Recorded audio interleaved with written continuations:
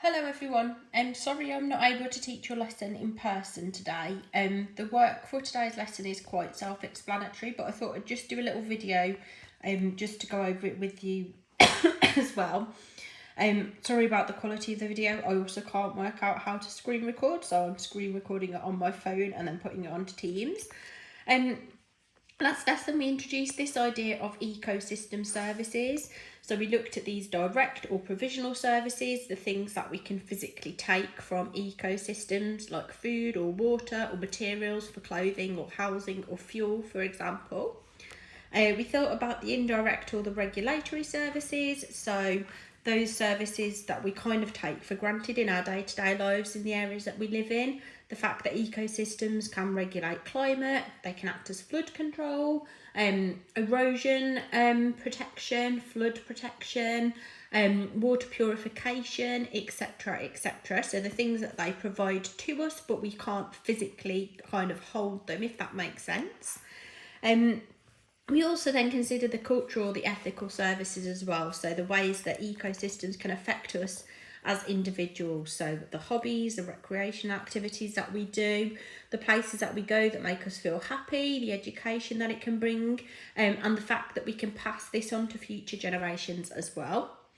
So, as it says at the top of your next page in your booklet, these ecosystems across the world provide numerous services to humans. They support our lives and well-being, and together they create a supporting service. So humans would not be here and we can't survive without these ecosystems.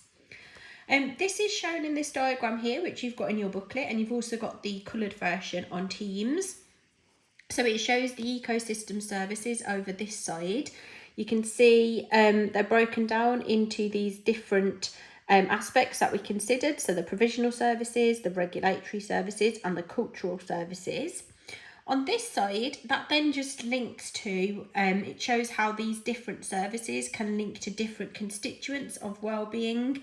So providing us with security, keeping us safe, the actual provisions for building a home, giving us access to resources that, as I said, a lot of us are lucky enough to take for granted, protecting us from disasters, as I said, like flooding or storms.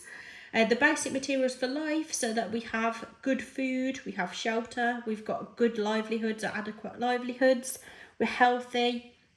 We've also got good social relations as well. So that idea about protecting things for the future and not taking things for granted and taking them away from other people. As you can see, these are all interlinked and intertwining. So you can see there's lots of relationships between lots of these services and different things that impact our well-being. Like the nutrient diagrams that we looked at before, the bigger the arrow, the bigger the amount of linkage between these services and human well-being. So you can look at that in more detail in a moment. What I'd like you to do then, based on that, your first activity for this lesson, and we'll discuss it when I see you on Friday, I'd like you to think about, obviously on your own rather than having a discussion, which of those three services, the bullet points over here in these boxes, are most important, and what does important mean to you. So you define what we mean by important.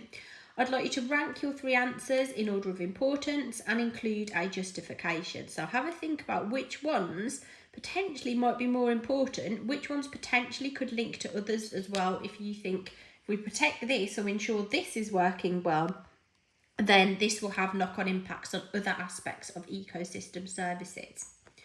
When you've done that, if you then go on to the next page, we're then going to make some topic connections. We already made loads of really good ones last lesson. So think back to the different topics that we've studied. Question 1, can you think of any societies or cultures where ecosystems play a very important direct or provisional service or have done in the past? For example, I will use a peat bog. I always like to use peat bogs as my example. So in the past, that peatland ecosystem played a very important direct and provisional service to local people, where they cut those peat bogs and they used the peat once dried out for a fuel source. So there's lots of other case studies in changing, not necessarily changing places, but maybe glaciated landscapes, in oceans, I can think of some, in carbon, in water as well. There's lots of different case studies where we've thought about especially try and consider indigenous populations where these ecosystems are vital in terms of those direct services. Second, then I want you to do the same kind of thing, but think of an example of a regulating service that ecosystems provide. If you could think about the different ecosystems that we've looked at, so a rainforest, for example, what regulating services does this provide? Things like climate change. Then do the same for a grassland, then do the same for a peat bog, for example, then potentially even consider your tundra as well. We've looked at lots of ecosystems. So what do they provide directly, but also how do they regulate things in our day-to-day lives? Last but not least, this is then linked to your own life experience. Can you think of how an ecosystem has provided a cultural service to you as an individual? So from my personal experience, going back to lockdown, if you can remember when we were in lockdown during COVID, and we could only meet friends outdoors. I think it was for an hour or 30 minutes every day. And during that period, that really was a big benefit to my mental well-being. Getting out there with the dog, but also being able to meet up in an open space with my family, who I didn't live with, my wider family, and that really did impact me positively in terms of my local ecosystem. Once you've done that, there's then just a few activities left, and these all link to videos. So the next activity links to this video here, which you can click from Teams or type into your phone or scan it from your booklet. Again, it's going over what we already know. So what's happened in terms of human activity, gives you some specifics about different ecosystems. So record that, please. I then want you to consider why this idea of viewing ecosystems purely in terms of provisions is flawed. So if we just consider what an ecosystem can give us in terms of food, like fish, for example, or the animals, wood, for example, the soil to grow crops, etc., that can bring in money for the economy in the local area for a short period of time. But why is that flawed? Thinking about the other aspects of those ecosystems, is it actually beneficial to just take those provisions and degrade those ecosystems? Or is it, in the long run, much more important to maintain all of those interconnections between all of those different service aspects? Last but not least, it then goes on to our next page and our final page in this booklet. So as we've said already, we've benefited immensely from ecosystem services. We've driven up population, it's now actually over 8 billion, so you can change that in your pack. We've dramatically increased economic activity. You've got figures for the value of global income in your migration unit. And it's because we have utilised the resources of the natural world. But unfortunately, like most points that we're looking at in geography at the moment, we have probably reached a tipping point. So we're at a point now where our actions may have irreversible or non-changeable, I was going to say irrechangeable, but I don't think that's a word, impacts on the environment. So there's another video, if you click it, it takes you to a David Attenborough video. He introduces this idea of the Anthropocene. So Anthropocene means the age of humans. And basically, you'll see it in the video in much more detail, but he said that this point in time is pivotal because until now, the world has shaped human activity and we've lived as our lives the way that the world has kind of shaped them.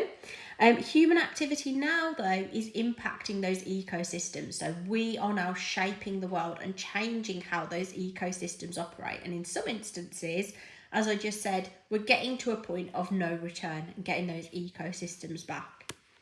This next activity is similar to the one before, but it gives you some different kind of global ecosystem information.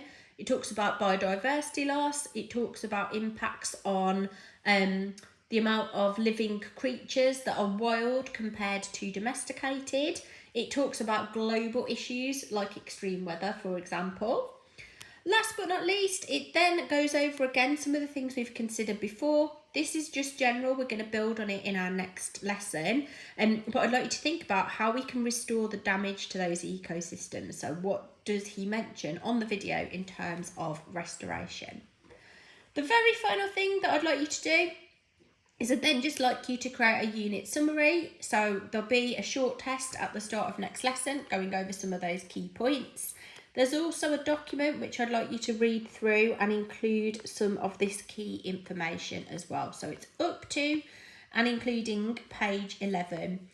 You have got a space to make your summary in the booklet. If you want to do it as one of these mind maps, you can do it online, you can do it however you want, as long as you've got that summary. And I will put an assignment on Teams so that you can upload it and I can check that summary. Don't worry about this next activity, that final activity. I will go over that with you next lesson, okay? Any questions, if you drop me a message on Teams or an email, I'll try to get back to you as soon as possible. I hope this makes sense. Please upload evidence of everything that you've done this lesson before I see you on Friday. And as I said, there will be a short informal test in Friday's lesson to go over this whole booklet, not just this lesson, but the whole booklet. Thank you.